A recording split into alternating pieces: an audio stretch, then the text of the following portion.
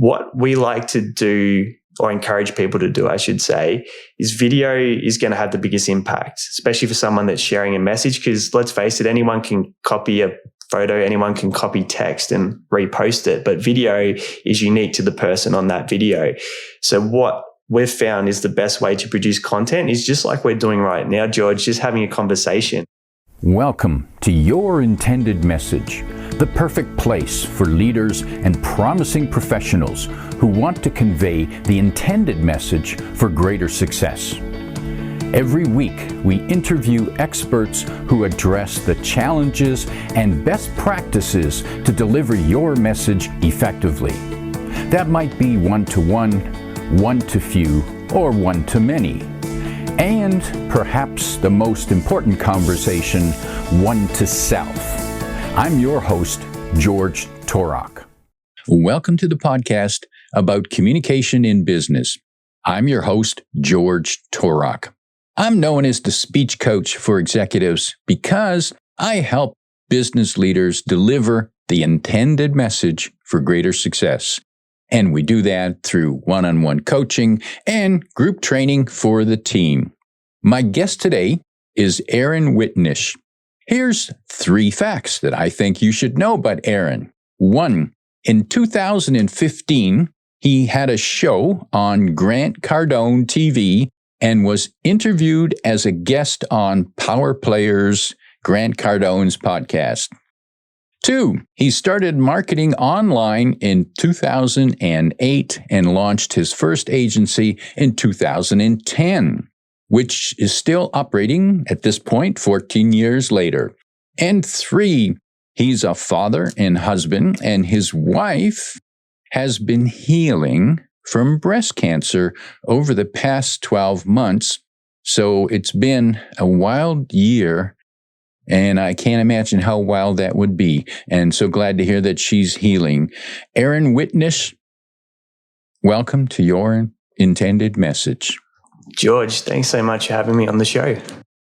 Delighted to be talking with you. In case anyone hasn't noticed from the accent, he's calling in today all the way from Australia, also known as Down Under. Aaron, you are in the business of helping companies and business owners, entrepreneurs, create and publish good content online. And if anyone hasn't been around for a while, they would know that online is the way to promote. And we've been hearing the line for a long time that content is king. However, what are people missing? What do you see the mistakes they make with the content that they are publishing? It's very fitting that the show is called Your Intended Message because that ties in beautifully with content creation. The challenge is it has so many moving parts. Where do you post it? What format do you create? Where do you get the ideas? What tech that you use? And that paralyzes most people into inaction, or there's a fear about being on camera. You're quite vulnerable when you put yourself online. People can make comments and say things. I think all of that wound up together puts people in a place where they're not quite sure how to approach it or what to do with it. I think that's the biggest challenge. I'm not sure, you've been around doing this for a long time too, George. So what have you seen as some of the things that stop people when it comes to the area of content?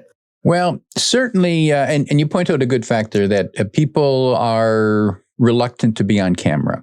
If they're going to produce content, oh, do I have to show my face? Oh, do I have to talk?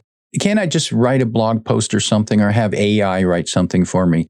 And then when they do appear on camera, they show up uncomfortable. They show up uncomfortable, and therefore they look unbelievable. We don't build trust and confidence in them because they don't seem to convey that confidence as you'd want to do that. There's authenticity piece as well with all the synthetic content that we're seeing coming into the world. People starting to discern what's real and what's not real. And what I encourage anyone to do, especially if you're sharing your message, is just be you and just show up as yourself, and understand that when you're doing content early on, it's like running. If you haven't been running for 5 years, you're going to get puffed and feel sore a couple hundred meters in. But when you go the next time, you get a little bit further. and you feel a little bit better. Being on video, putting yourself out there, content's very much like that. So you have to keep doing it, do the reps, and over time you'll get better, you'll get more comfortable. But getting that first video, that second video, they're the most important ones, because then you've got that out the way and you can only get better thereafter. Good reminder to do the reps. Yeah, you've got to start somewhere. And guess what? You're not going to be perfect, and you're never going to be perfect. And whatever you do today, tomorrow, you're probably going to be better. And just imagine if you start today, what you're going to look and sound like a year from now. You won't believe how great you're going to be. Another way to look at it, sorry, Judge, I'll step in. Go ahead, yeah. And that's what we want to encourage people to do. Yeah, because I had a reference point that might help. Sometimes you got to make it about the people that you're sharing your message with. So your intended message, who is it for? Who am I serving?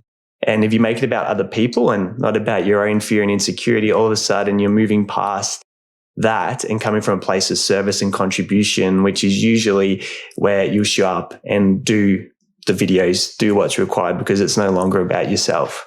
I find it ironic that you say that, Aaron, because when I coach people on their presentation skills, I tell them that the presentation is not about them. It's not what they want to cover or they want to do or they want to say. It's about what the audience gets from your message. And it sounds like it's the same thing when it comes to posting your content. When you're writing your content, creating it, or just thinking about what you're going to say, think about your audience and how you can help them. And then I suppose you'll be a lot more effective. The other thing too is when you're thinking about them, you're creating value. You'll be solving their problems. And when you do that, you become the solution to their biggest problems, and you create trust, what we call trust transference. And when you do that over time, that's when if you have a business behind your message and what you're doing, that's what makes it a lot easier to bring people on board, because if you receive goodwill up front, and that's one of the biggest pieces to the puzzle in today's marketplace, where people need a lot more certainty. They need to see you a lot more times than they used to historically to make decisions. So the more you can educate, add value up front, the more you remove those barriers if you do offer a service. And I'm sure over the years, George, you would have seen that trend where you have to be a lot more visible at a higher frequency before someone is willing to transact with you. So I don't know if you have any comments to add to that. Oh, definitely. It's curious. I recently attended a networking event at a chamber, and one of the people I met and talked briefly with and exchanged business cards was a person who sells insurance. Now, we didn't talk about insurance. We just talked about the event and what was going on. And then, however, 2 or 3 days later, I got an email from this person offering their insurance services. There was no bond there. There was no connection. It was just right off the bat. Okay, here's the services that I offer. What do you want? What do you want? As opposed to now, if that person was listening to this podcast, they would have thought about maybe how can I first provide some content to my prospect before I ask? So they could have sent me a report or top 3 questions or common question about insurance and then ask it. That would have probably been more helpful. It would have impressed me. And that's what more people need to think about.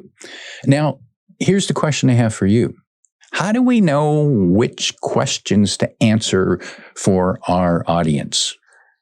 This is one of the biggest obstacles, and I'm glad to say that solving it is quite easy once you know how. And full transparency, it took me 14 years to find this. And now that I know it, it's kind of slapped me in the face. But what you do is you take any topic that you might cover with your intended message or in your business, and you just put that keyword or that search into Google. So let's use a generic example and we'll say weight loss. So if you put weight loss, type it into Google, press enter, all you need to do is scroll down the search a little bit, and there's a section that says people also ask, and that'll have the questions and queries that people are typing in and asking online. So what you can do is look at the questions that you can add value to and answer, save them to the side, and then you click the down arrow, it'll give you more questions. You click the down arrow, it'll give you more questions. Then you just take the next topic. So it could be dieting, it could be workouts, it could be nutrition. And then you just keep getting a list of questions that people are asking. So that way, you know what people are searching for online, and you can solve those problems with your content and never run out of content ideas with this strategy. That sounds game-changing. What questions are people asking? And there it is right there. Google has compiled it for us. And the other beauty in that, one, we know that someone's asking this question, and we can see stats on the number of people that are asking a question. And two, most of us, once we get asked a question about our expertise, we can answer. And we can do that a lot easier than just sitting by ourselves and trying to sum up, what do I write about? What do I talk about? I don't know. What do people want to hear? Now we know what people want to hear, and it's easier to get that out. Yeah, and I'll give a strategy that puts it on steroids, because that's the free way to do it, and anyone can access Google at any time as long as they've got Wi-Fi. A tool that we use for video specifically is called vidIQ. You do the exact same thing. You go to the keyword section, you put in your topic. So again, weight loss as an example. And then they've got a questions tab. That'll give you 300 questions that your target audience will be asking about weight loss on platforms like YouTube. But what's great about this tool is it'll tell you the competition, it'll tell you the number of searches, and you can actually sort by lowest competition or most searches, and you can target the questions that have the most opportunity in terms of where people are looking and how often they're looking for those answers. And that was vidIQ. Gives you better stats than Google. Yeah, so you've got the Google, things like the Google keyword tool that will give you the Google searches. vidIQ focuses on YouTube. It also has a TikTok section. So just depending on what platforms you're creating content for, you can go to the right resource and get the right data. And it just makes life so much easier, because you just save those 300 questions to a spreadsheet, and then you've always got them there. And let's face it, that's a lot of content ideas that can last a long, long time. So I'm not sure, George, have you used any tools to do your research and ideas? I have used a ChatGPT to generate questions for me. But now that I know about this is where I'm going. Well, ChatGPT is also another option as well. The only difference is you've got the data there with those other tools. But ChatGPT, oddly enough, gives a lot of the questions from the people also asked section. So if I've asked ChatGPT, hey, what's 12 questions around XYZ topic?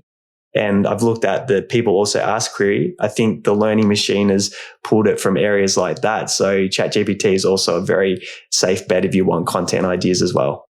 So the key here is that if you're going to produce, first of all, if you want to grow your business, want to get your exposure online, you want to build your credibility, then answer questions about people's problems. And if you want to find out what those questions are, well, we've got tools here, whether it's Google, vidIQ, or ChatGPT, and I'm sure there'll be other tools that come along. So you've got no excuse not to know, what do I write about? Yeah. There's a lot of resources out there. Yeah, that solves that problem for good. So no one can ever just listen to your intended message can say, I don't have any content ideas, because you've got 3 solutions in your pocket right now.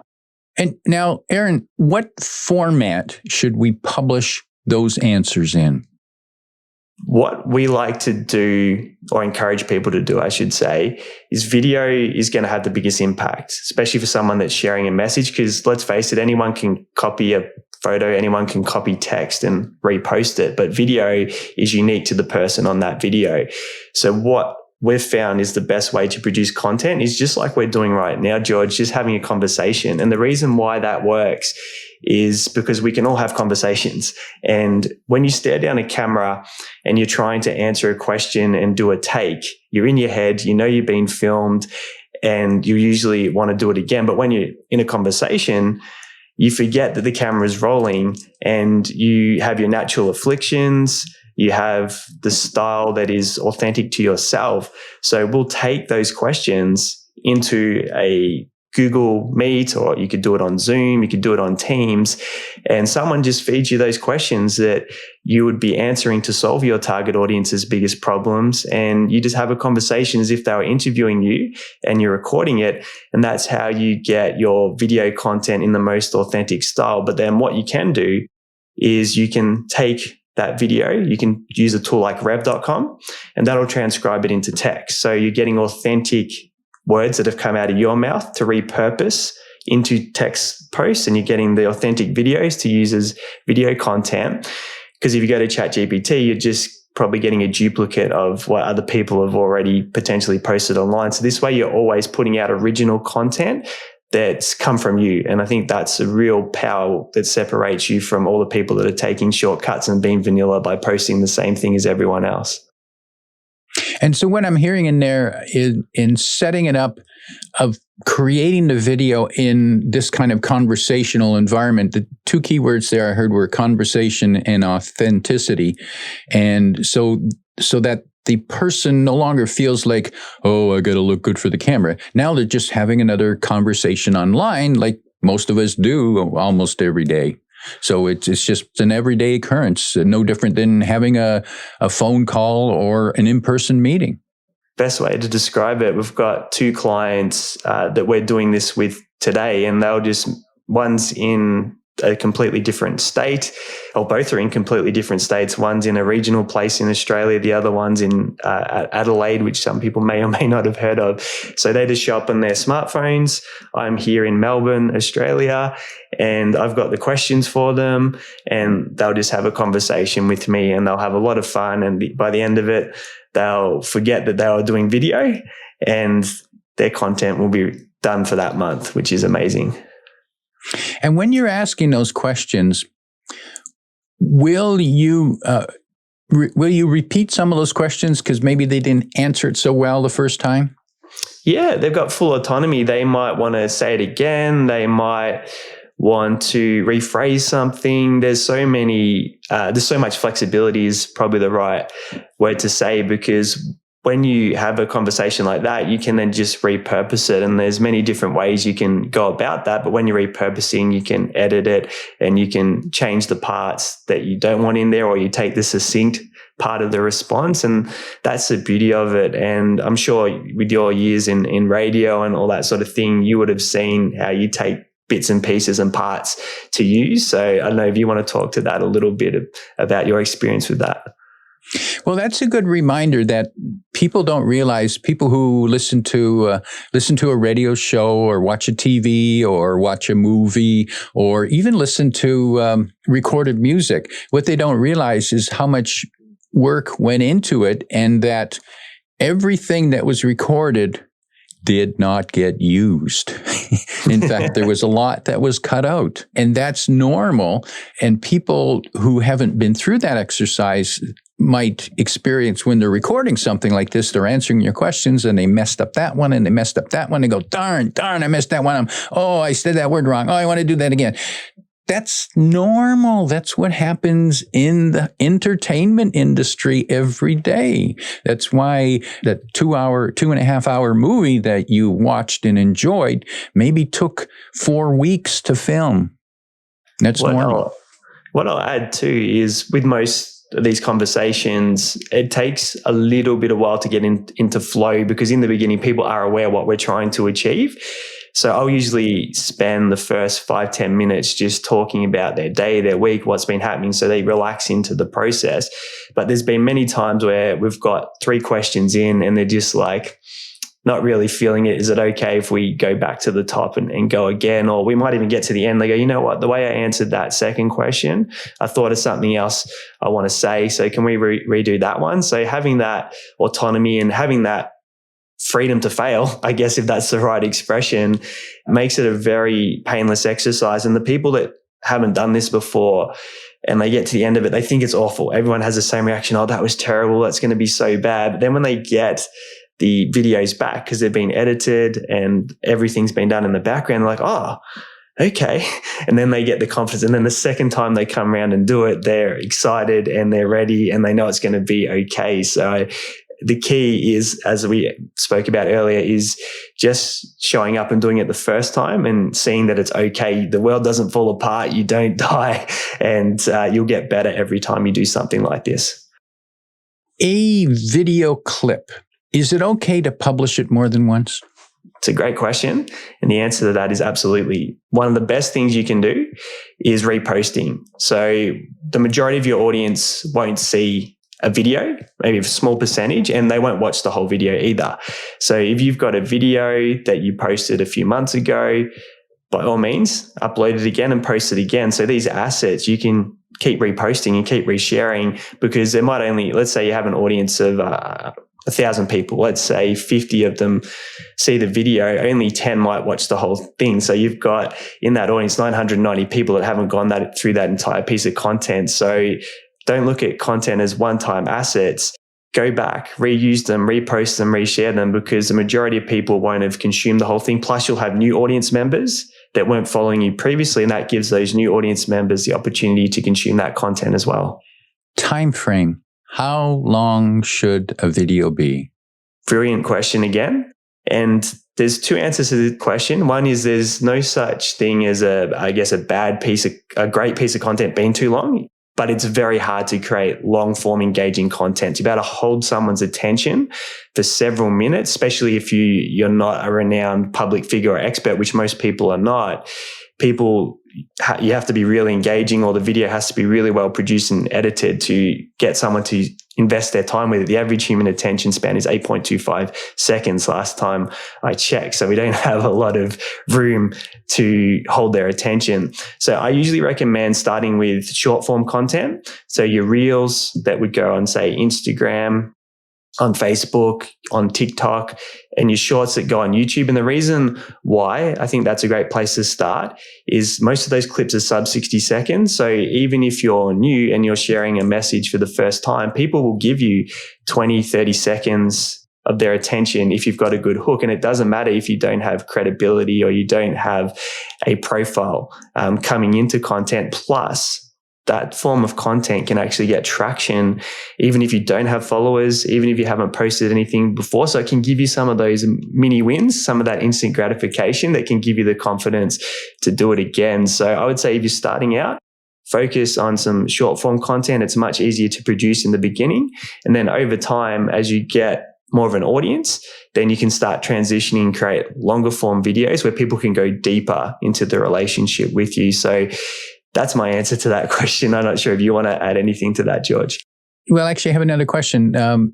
Is it okay and is it recommended to take the same video and post it on each of those platforms? Yeah, we often do that. So with a reel, we'll put that as a short on YouTube. We'll put it on Instagram and Facebook. You can cut them differently for different platforms, but I wouldn't say make it complicated. If you don't have a team, if you don't have editors, if you don't have those resources, don't make it harder than it needs to be. If it's a good clip and you're solving a problem, then put it on the platforms that you've got a presence on.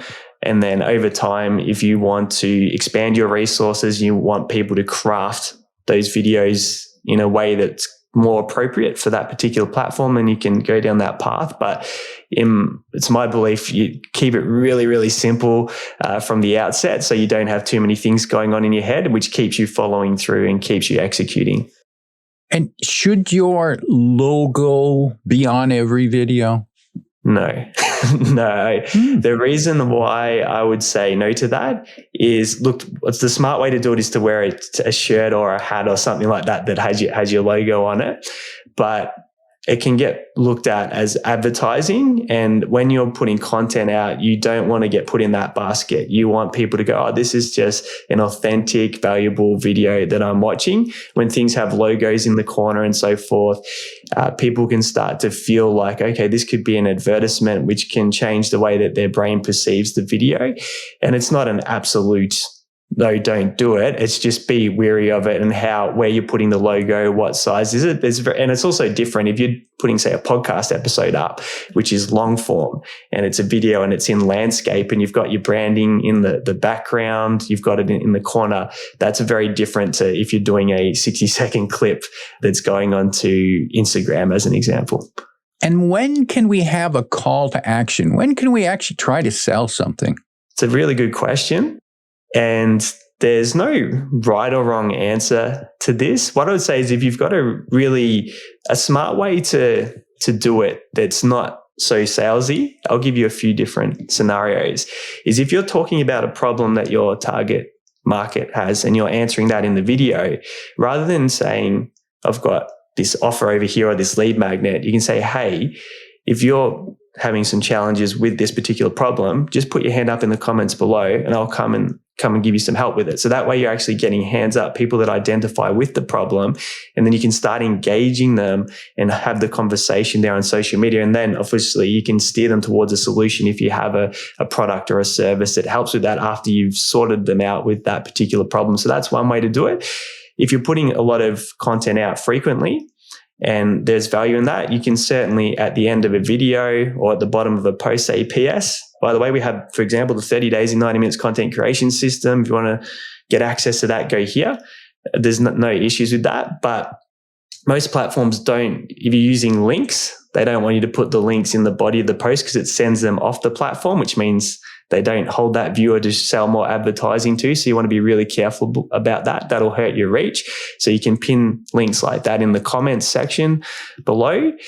Generally, there's people like Gary Vee who talk about jab, jab, hook. So you give X amount of content that doesn't have a call to action, and then you throw in, say, post number 5 or 10 with a call to action. So it's just making sure that you're constantly giving value. And I think it matters less. But one thing that I've done is I always have my offer in the bio on social media. So if I'm putting content out, people often go back and check your bio.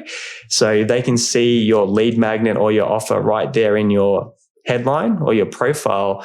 Then when they check you out, they can see that, and then that's where you can start to generate leads and inquiries from them doing their research and going a bit deeper with you. Oh, so put the call to action or offer in the bio itself. Mm-hmm. And of course, and people will see that when they want to check you out. So by that time, they've seen some content from you that has intrigued them, mm-hmm. and they want to know more. So now actually you're in a better position to have that call to action because you've demonstrated some and they've acted in response to what you've done. They want to know, I want to know more about this guy. The more content you put out, the more people, especially if they get value, will go back to your profile because they'll want to find more content. They want to dig a little bit deeper. The first thing that they can see is your lead magnet, your introductory offer, an opportunity to get more value, and it's a really strong hook and it's got appeal. Then you'll be surprised at how many either they message you directly or they actually go to that resource and you start getting leads just from your organic content through that strategy itself. How does it work when you offer a free gift, whether it's here's an ebook or here's a quiz or here's a tips list? Is that a good idea to include as an offer without appearing salesy?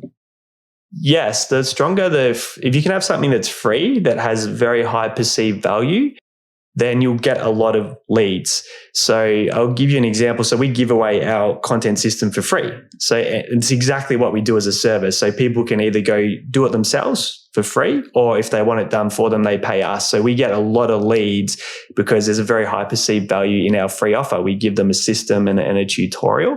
So that works really well for us. So if you're giving something away for free, think about what's the most convenient way to solve a problem. And things like demonstration videos, tutorials, they do two things. One, they show that your stuff works because you're showing them the process. But number two, it's easy to consume.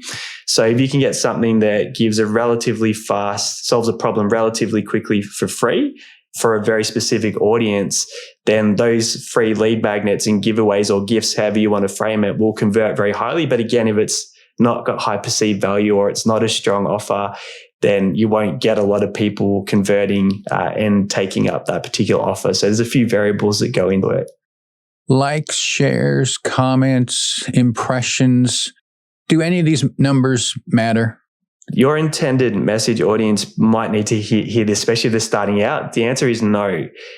And yes, they're helpful and it's nice to get them.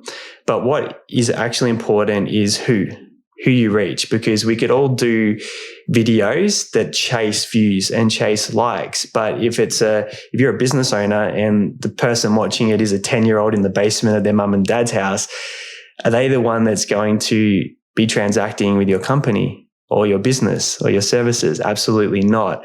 So I'd much rather get in front of 10 people who have the problem that I can solve with urgency than 100,000 people that are not my target clients and have no utility for the service. So I learned very quickly that getting in front of the right audience and going narrow and creating depth is far more valuable to business owners than likes, shares, and views. And I know a lot of people that have massive accounts in hundreds of thousands of followers and they don't make money.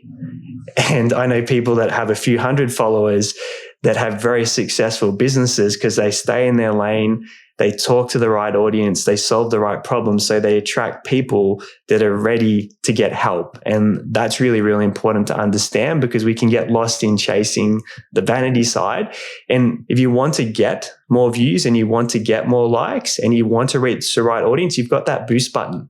So if I want to reach more business owners in Melbourne and get more engagement and get more views, I can hit boost, and I can make sure that men and women from age 30 to 50 that own a business see the content and will engage with it. So there's plenty of ways that you can accelerate it and control that quality if you want to bypass organic reach. So there's lots of tricks in the books. George, I don't know if you've got a slant on audience and views and likes as well over your side.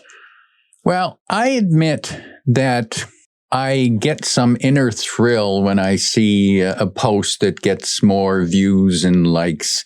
Now, it doesn't put any money in the bank for me, but for some reason we've become programmed by the social media. Oh, I got likes. And they even call it, they call it likes. That doesn't mean that people like it. It just means they clicked it, they kind of approved it. Maybe it's approval, it should say. So I think we need to measure by what were the leads that came in this week? What were the real queries that came in? And that's how we might know. Aaron, you have an offer, and you briefly mentioned it, but let's call attention to it. You have a video that explains exactly the process you go through, so someone could try it themselves first, and if they then want to work with you, they know what you're going to do. The offer is called 30 Days in 90 Minutes? Yeah, it's a 30 Days in 90 Minutes content creation system. And it covers all levels. So if you're bootstrapping and you're just starting out, we show you the most efficient, cost-effective way that you can still achieve the result on your own, all the way through to if you're a business owner, you've got the budget and the resources, just get it done for me. So what it does is it takes you through the steps, how to get the content ideas, how to record the conversation, and then how to transform that conversation into all your videos and all your written posts for social media, and then how to place it in front of your audience. So I believe it's about 15 minutes, the most recent version. So it's short and sharp. And we use a hair salon that we're working with as an example. So if you want to see the process step by step, then that's sitting there and anyone can get access to it for free. And that website is contentonly.au, and you can find that link in the description below. Aaron, as we prepare to ramp up, if you could talk with a business owner, a small, medium-sized business owner who's disappointed with the results they're getting online. And at this point, you're saying, maybe it's just another one of those fads. I should just forget about it and go back to advertising by direct mail or TV or something, or just get my sales guys, just get them out there knocking on doors. If you could talk to a business owner about taking another look at promoting online with content, what 1, 2, or 3 pieces of advice would you give them? First of all, reverse the roles. So get inside your customers or clients' shoes. What's one of the first things they're going to do when they're considering using your business's product or service? They're going to check you out online. So if you don't have a footprint that gives them confidence, that creates trust, then you're going to have to work really hard for those sales, and particularly if a competitor's outperforming you in that space. So what you need to do, in my professional opinion, is have what we call legitimacy content, which is simply answering those questions that solve big problems for your target audience. So when they do go to your social media, when they do go to your website, they're getting a lot of certainty because they're getting value up front. So that's the first thing I'd say. It's going to have a huge impact on conversion. So even if you're not seeing a lot of views, a lot of likes, and you're getting a bit disheartened by it, it plays that role behind the scenes, the invisible hand, we call it, in your sales. So don't think it's not having an impact, because you might not see the people that have come to your business and said, oh, you know what? I don't trust these guys. You've never hear from them. But what you will notice, if you start putting more and more content out, you look at your conversion when you're having sales calls, that'll start to go up because they'll be ticking a lot of boxes in their mind when they're going through and making sure that your business is the right solution for them. So I'd say that. The next one is you got to look at the trends and look at the average person. I think it's 2.5 hours a day the average person spends on social media. So the future generation of buyers are going to be doing all their research, all their homework on handheld devices. So if you're not there building a relationship with them front and center, whoever in the competition is the one that's going to build that relationship. So you need to future-proof, and you have to look beyond the instant gratification and play the long game, because it is a marathon and it's always evolving, and just have that mindset that, hey, this compounds over time. It's not a quick win overnight strategy. It's a marathon, and I'm prepared to stay in the race. And that's how I would look at it. Good advice about it being a marathon. Play the long game. My guest today is Aaron Witnish, reminding you to solve big problems for your target audience. If you like what you heard, tell your friends and post your 5-star review on Apple Podcasts, because that helps more listeners find us. Come back every week for more practical insights to help you deliver your intended message. I'm your host, George Torok.